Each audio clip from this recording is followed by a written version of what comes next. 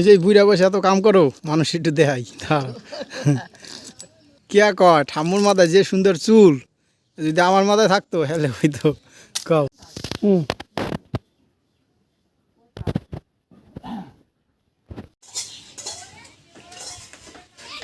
তো দোস্ত, এই হচ্ছে আমাদের খুব সুন্দর গ্রাম। আমাদের এই গ্রামকে নদীমাতৃক দেশ বলা হয়। আপনি যদি দেখেন দেশের সব থেকে বেশি নদী এই বরিশালেই অবস্থিত।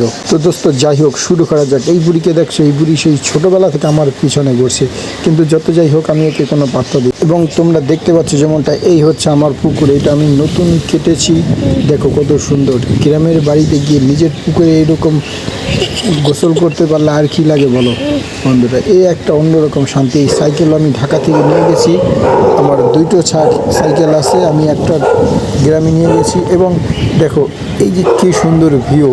যখন আমি ফিরে আসছিলাম তখন আমি একটু ভিডিও করলাম।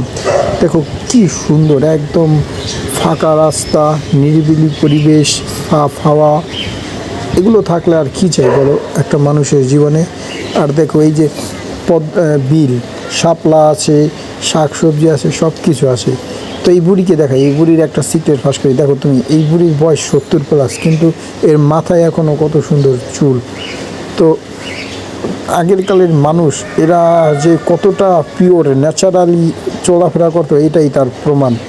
এবং আমরা এখানে একটা ময়ূর, এখানে আমি যখন গেছিলাম তখন পুজো অনুষ্ঠিত হচ্ছিল। তো দেখুন, এটা হচ্ছে বারোয়াইকা জেলার সব থেকে বড় পূজা।